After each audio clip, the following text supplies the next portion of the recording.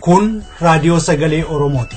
Raadiyoon sagalee Oromoo torbanitti guyyaa 3 wixata roobii fi sanbata galgala keessaa sa'a 7 hamma 7 walakkaatti kan isiniif darbu. Tamsaasni dambalii gabaabaa meetir baandii 16 yookaan kiiloo heerzii 17,850 fi karaa intarneetii oromovoice.org darbu kun amma jalqaba. Kun raadiyoo sagalee Oromooti. Akkam jirtu dhaggeeffattoota keenya kabajamoo.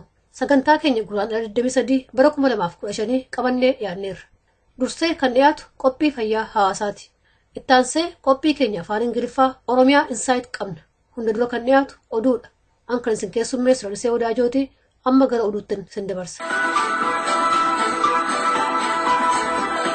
Akkam ooltan oduu har'aan sin nageessisaa. Oduu kan sin nageessisu Annaabasaa Waqjiraati. Mootummaa wayyaanee uummata Oromoo fincila kaasuu mala jechuun ajaja addaa Oromiyaa keessatti dabarse. Odeessi nu ga'ee akka saaxiletti yeroo ammaa kana haalli Oromiyaa keessatti mul'achaa jiru sadarkaa guddaatti xiyyeeffannaa mootummaan akka gaafate ibsa.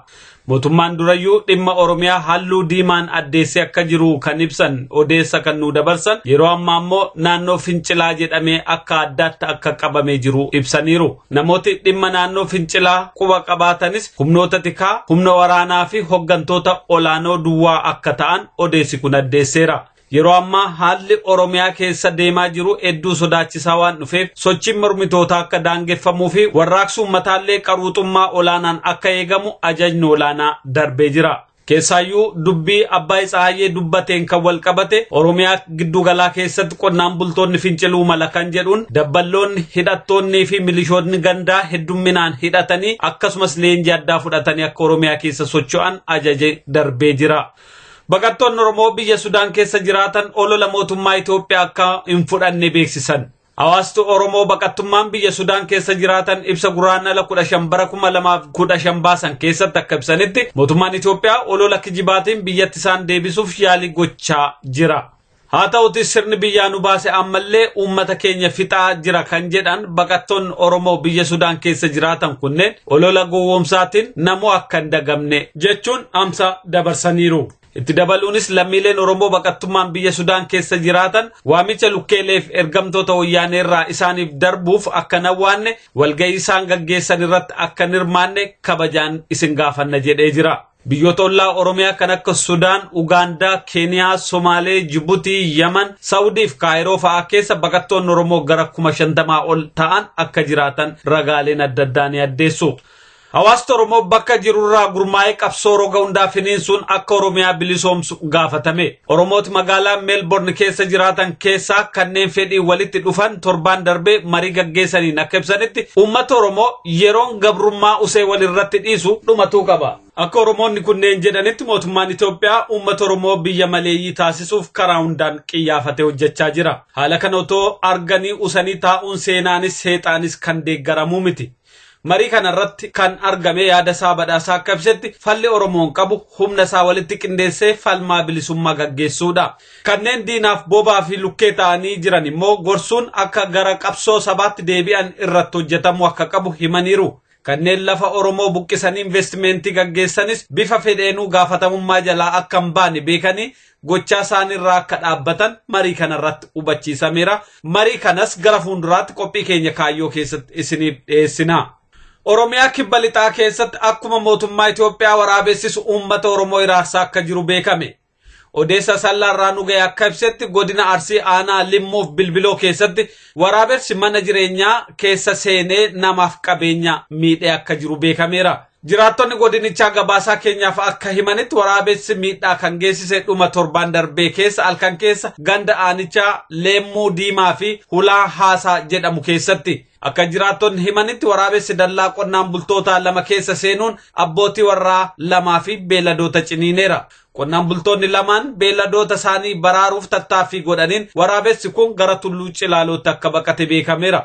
Qonnaan bultoota keessaa inni tokkoffaa hedduu waan miidhameef yeroo ammaa asallaatti wal'aanamaa akka jiru odeessi kun addeesseera. beeladoota waraabessaan cininaman keessaa 4 battalumatti kan du'an yoo ta'u kan hafan immoo wal'aanamanii akka jiran beekameera. Haaluma wal fakkaatuun ganda baadiyyaa Hulaa Haasaa jedhamu keessattis waraabessi tokko mana qonnaan bulaa tokko seenuun miidhaa akka geessise odeessi nu ga'e addeesseera. Mooraa beeladaa keessaa waraabessi akka seene kan hubatan qonnaan bulaan obbo Mahammad Amaan jedhaman waraabessa mooraa keessaa ari'uun wayita baasan mana jireenyaa isaanii keessa seenuun haadha warraa isaaniif daa'imman dabalatee ijoollee 3 fi olloota isaanii akka ciniine beekameera. Obbo Mahammad gama isaaniin jabaatanii waraabessa reebuun akka ajjeesan odeessachirraa nu ga'e addeesseera. Balaan ibiddaa magaalaa Hawaasaa keessatti qabeenya hedduu akka mancaase beekame. Odeessi Hawaasaarraa nu dhaqqabe akka ibsutti kaleessa galgala balaa ibiddaa ka'e ganaan qabeenyi akkuma jirutti manca'ee jira.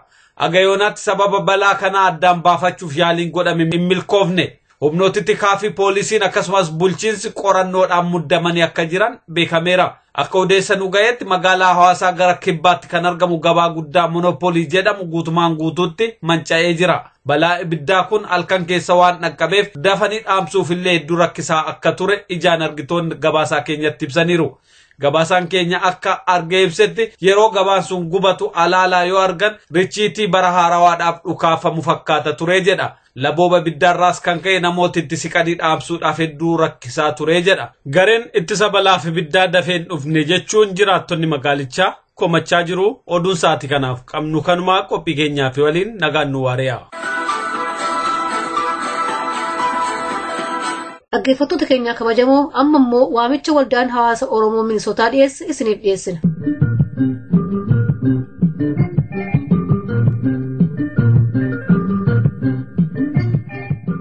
Haala Oromoon itti biyya ajjeefamaa du'aa jiru kana laalchisee shooppii guyyaa tokkooti Yuunivarsiitii Minisootaatti qopheessinee jirra gaafa 28tti ad hoc komitee tokko yookiin koree dhimma kana yeroo fi qindeessutti dhaabnee isaan hojjetaa jiranii.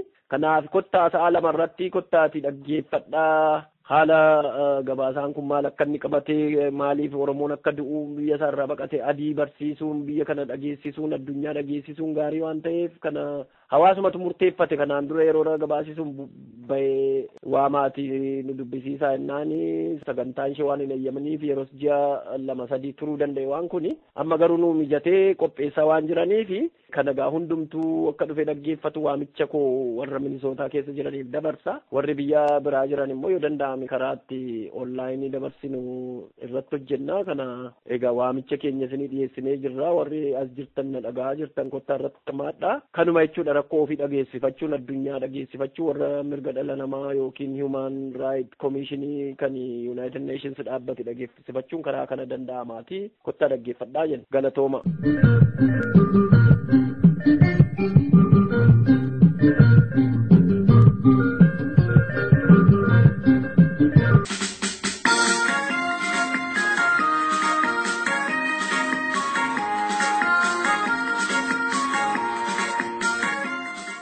Qophii fayyaa hawaasaa.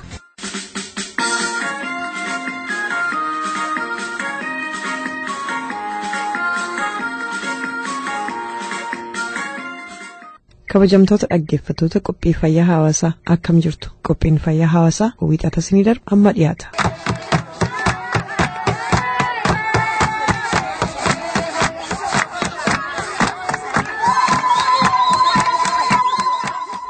Addunyaa irratti qaama saalaa dubartii ilaaleessuu nannaqabaa akka aadaatti babal'atee jira. Nannaqabaan kun akka tasaatti ajjeesuu fi qaama balleessuu irraa darbeeyyuu shamarranii fi dubartoota umriidhaan hin bilchaatin irraa dhibee fayyaa geessisaa jira. Kunis akkuma aadaatti dhalootarraa dhalootatti darbee hojiirra oolaa jira. Jaarmayaan fayyaa addunyaa akka tilmaamutti dubartoonni miliyoonii 100 fi miliyoonii 140 gidduu ta'an biyyoota 28 keessatti keessumaa Afrikaa fi guddattuuf xiqqaatus biyyoota Asiyaa dhidhimmaa fi giddu galeessa bahaatti waan kanatti saaxilamanii jiru. Wanti kun baqattoota Awurooppaa, Awustiraaliyaa fi Ameerikaa kaabaa keessa hirkattummaa gaafatan mudatee jira.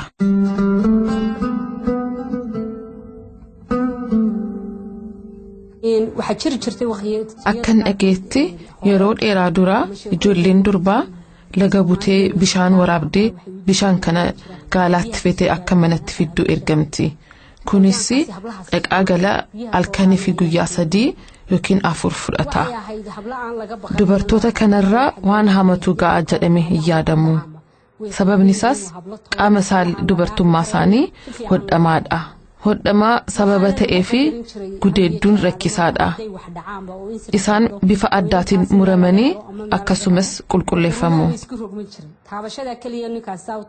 Yeroo dubartoowwan kana irratti hamaa irra ga'ee fakkeenyaaf dhiirri tokko yoo tuqee gosti isaanii walloolu yookiin waraanatu ka'a. Bara durii dubartoowwan kun kabaja guddaa ni qabu turan. Sirni nannaqabaa isaan qulqulleeffan kan raawwatamu nama guutuu isaan godha jedhamee amanama. Ammayyuu hojiirra oolaa jira. Nannaqabaan eegumsaa fi yommuu kabaja kee eegamee taa'u atis aboo qabdaa jechuudha. Hattuun tokkollee bira hin geessu. Akka kana miti nannaqabuun waan amma irra ga'uu danda'u irra eeguufi. Aadaan duri kun ammayyuu ni jira. Namni ni kabaja. Dhiirri akka sodaatuuf malee waan kan biraatiif miti.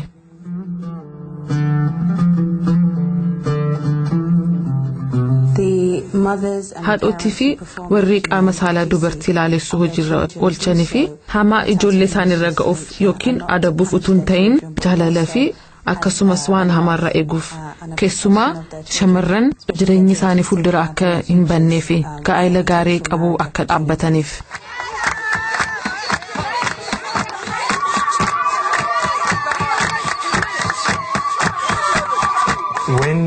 Yeroo dhiironni attamitti qaama saalaa dubartii ilaalessu hubatu yommuu jennu keessuma akka ilaalcha biyya Itoophiyaatti qaama saalaa dubartii ilaalessu ilaalchisee haala keessa jiraannutu murteessa.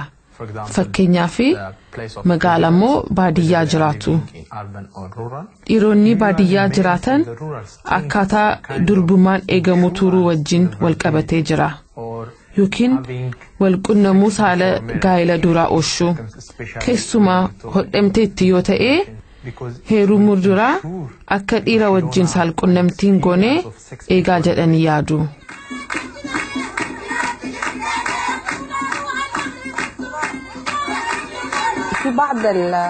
Hiriyootaa fi maatii tokko tokko keessa yoo durbi tokko nanna hin qabanne ta'e isheen akka haalutti yookiin hiriyoota ishee biratti warra wala wajjin hojjettu biratti walumaa galatti shamarran Sudaan biratti akka nama addaatti ilaalamti. Kan biraa ammoo yoo durbi tokko nanna hin qabanne maatii baay'een hin heerumtu jedhanii yaadu. Walumaa galatti addunyaa keessatti yoo ilaalame aadaan nannaqabaan kun wal fakkaata. Namootni garuu ibsa adda addaatti kennuu danda'u. Eertiraa keessatti akka itti amanamutti yoo dubartiin tokko nanna hin qabatin haftee fedhii saalqunnamtii ishee adabachuu hin dandeessu jedhamee fudhatama. Dubartiin tokko yoo nanna hin qabatin hosiisaa yookiin rakkoo dhibee biraa waan namarratti biqilu yookiin fedhii saalqunnamtii ishee hedduu hammaachuu ni danda'a. Kanaafuu abbaa manaa ishee irratti dhiira biraa ni feetii jedhamee amanama. Akka aadaa duriitti shamarree tokko yeroo heerumtu durba ta'uu qabdi jedhamee amanama. Yoon durba ta'uu baattee abbaa manaa ishee sahaaraa biratti fudhatamaa hin qabaattu. Akkuma nu jennutti gocha isaaniif saaxilameen ture. Reessistuun ni dhufte. Isheenis na murte. Utuu nanna hin qabatin ganni dhisanii qaaniidha. Haati koo lafatti gadi na qabde. Waanuma gochuu namarra jirudha. Mucaan durba tokko nanna qabachuu dhiisuu hin dandeessu akka dogoggoratti ilaalama.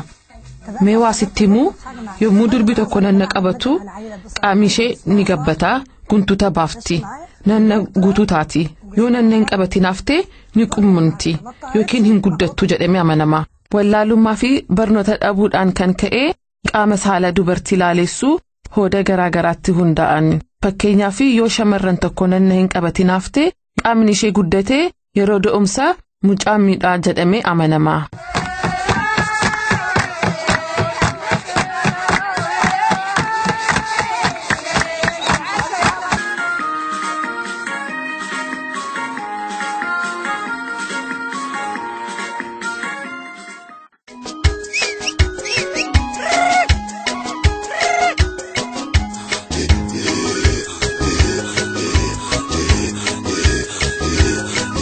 This is Oromo Voice Radio English program. Oromo Voice Radio is broadcasting to Oromia at 16-meter band or 17,850 kilohertz or on oromovoice.org website. OVR broadcasts Oromia Insight program every Monday for 15 minutes at 7:15 p.m. Oromia local time. Welcome to Oromia Insight program.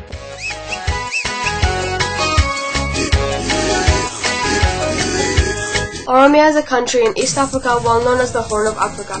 It's 600,000 square kilometers, making it larger than France, Italy, Belgium, and the Netherlands.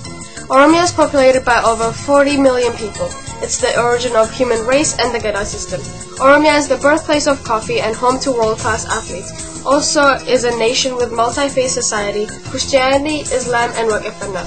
Oromia is the third largest single nation in Africa and the single largest nation in East Africa. It has been occupied by Ethiopia for over 130 years and is struggling for self-determination. Oromia has an unaccounted number of Oromo refugees living in other countries. Welcome to Oromia Insight. My name is Ali Galato. I have two special guests. Dr. Awal Alo is a fellow in human rights at London School of Economics in the political science. That's Guy Ararsa from Melbourne Law School in Melbourne, Australia. Thank you guys. Welcome. Thank you for having us. Thanks for having us. This 1 year a lot happened, but the Lebir Oromo protest amnesty report, now Abbas Ahai has openly saying that the master plan will be put into practice by all means. Those who oppose the master plan will be put down or face the consequence. What is going on this 1 year? Why are all these things actually happening now? Let's start with Sagai. Thank you. It's very hard to say why this is happening. Yes, there was a lot of events since late 2015 when was a protest against the event organized by the Delebir, and then there was the Amnesty International report at the end of 2014, which focused on the atrocities perpetrated on Oromo citizens in Ethiopia. And then there was the master plan implementation issue that led to a lot of protests last year.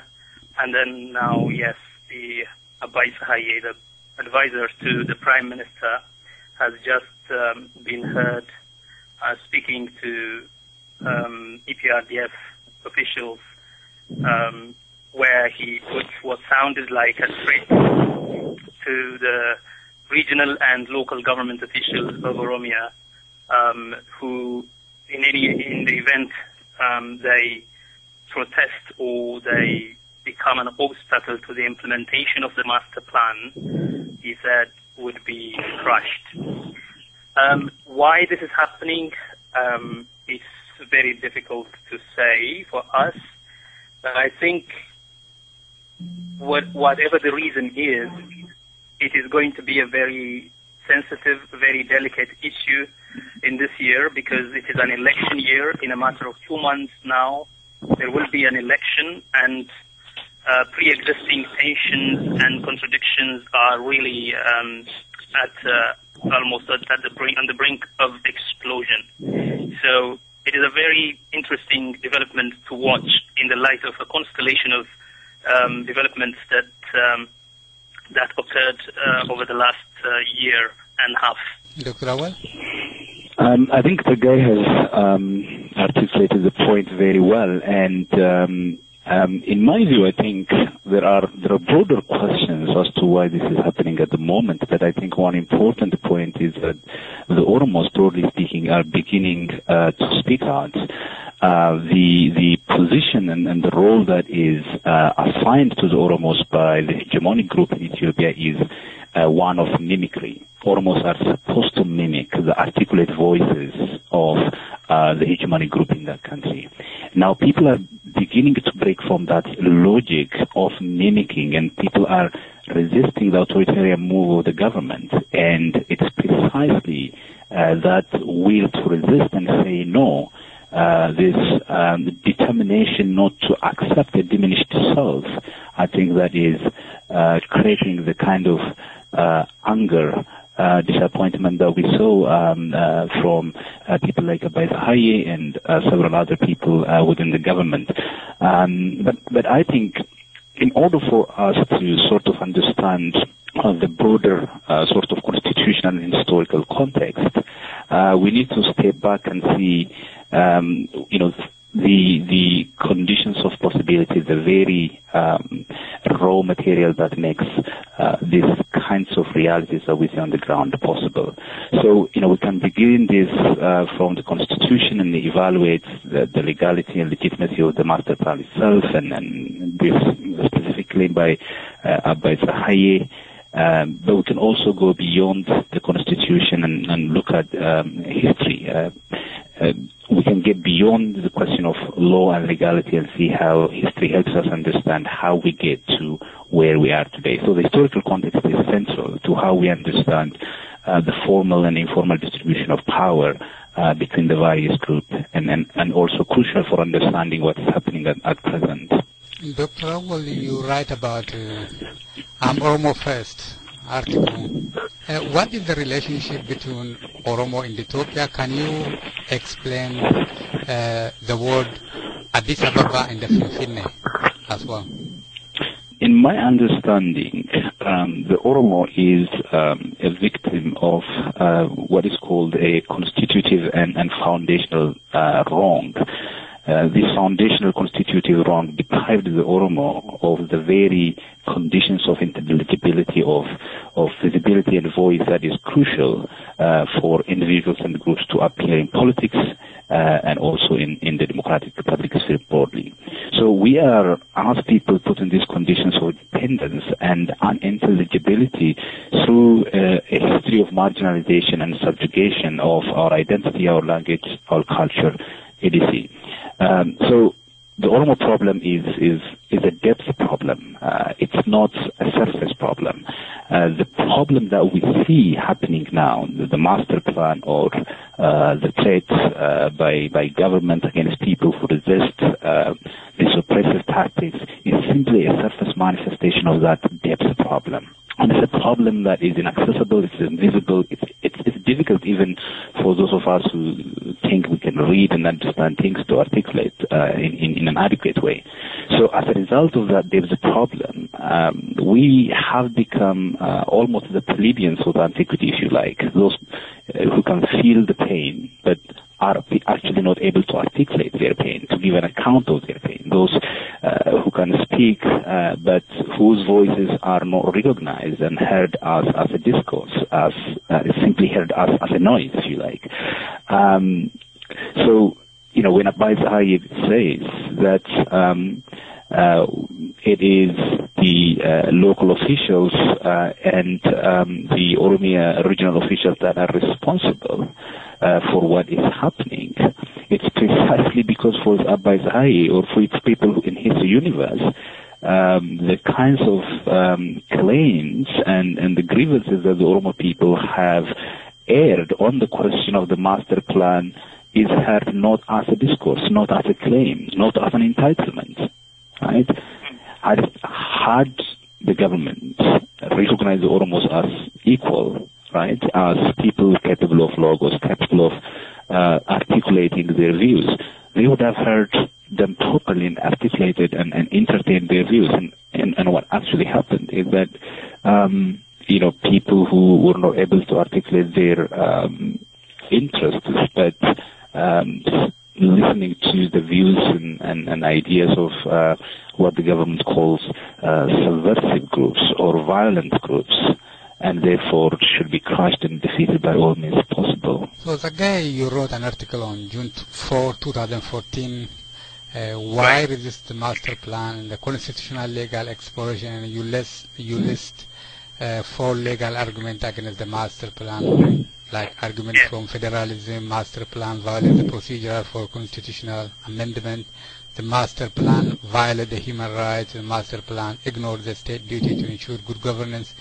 Can you elaborate on that for our audience?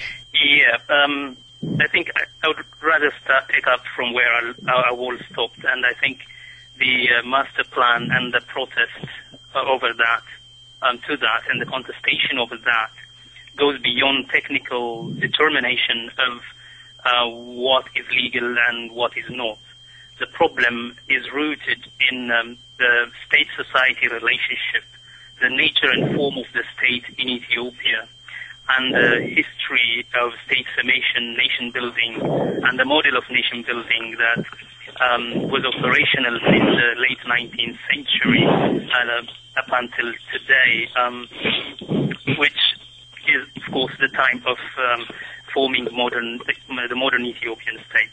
Now, in that relationship, the Oromo has been the victim of a hegemonic state, has been also a victim of sedimented social prejudice, and so the language, the identity, the culture was dehumanized, denigrated. The Oromo person is completely otherized. It was the other of the Ethiopian state. Now, it's an accumulation of all these issues that are getting expression in the process of the protest against the master plan last year. You could see that from the slogans the university students aired last year. One of the things they were saying was that the Oromo language be the national working language in Ethiopia, that the special interest of Oromia over the city of Addis Ababa be implemented, that the federal government actually be removed from the city, which is an Oromo city, and a lot of other issues and a number of political prisoners that populate Ethiopia's prisons and detention centers be released. Now, when you consider all these demands, they are not demands that are immediately provoked or activated by the master plan, but they are demands that got expression right at the moment of the attempt to implement the master plan. But what is the master plan? The master plan was developed by a project office in Addis Ababa, probably organized by the federal government. And the title was basically called the Integrated Regional Development Plan, for short, the Master Plan. It's a kind of grand master plan that tries to incorporate 36 Oromia towns and 17 districts that are organized in what is called the spatial zone of Oromia. So the master plan seeks to integrate the original city of Addis Ababa, which is about 10 sub-cities, with these 36 towns in the spatial zone. Now, what that does is, because Addis Ababa in the past was an Oromo city physically, but by legal fiction of excision, because it's administered by its own city municipal administration, which is accountable to the federal government, it was basically outside of the jurisdiction of the administrative jurisdiction of Oromia. Now, what they are trying to do is, through the master plan, to extend that scope of the excision, the administrative excision from the administrative jurisdiction, political jurisdiction of Oromia, to all these cities, these towns, and 17 districts. That was what people were protesting against. And at the time, yes, we did say that this is unconstitutional. And the reason is because the federal government, as they tried to do, does not have an authority to do so, first and foremost. It also is a way of violating the principle of federalism, the principle of self-rule in a federation, because federalism is constituted of comprises of two constitutive principles, namely self-rule and shared rule. And by trying to develop a master plan for cities that belong to Oromia, what they are trying to do is to override the self-rule dimension of or the autonomy of the state, the regional state of Oromia. So that was one of the reasons we said it wasn't constitutional. And we also said yes, because this is an amendment also, in a way, a practical amendment of the territorial, the boundary of Oromia. This cannot be done unilaterally by the federal government. In fact, it cannot be done by the federal government at all. can only be done through formal constitutional amendment procedure or through referendum in accordance with Articles 46 and 47 of the Constitution. Part 2 of this interview will continue next week.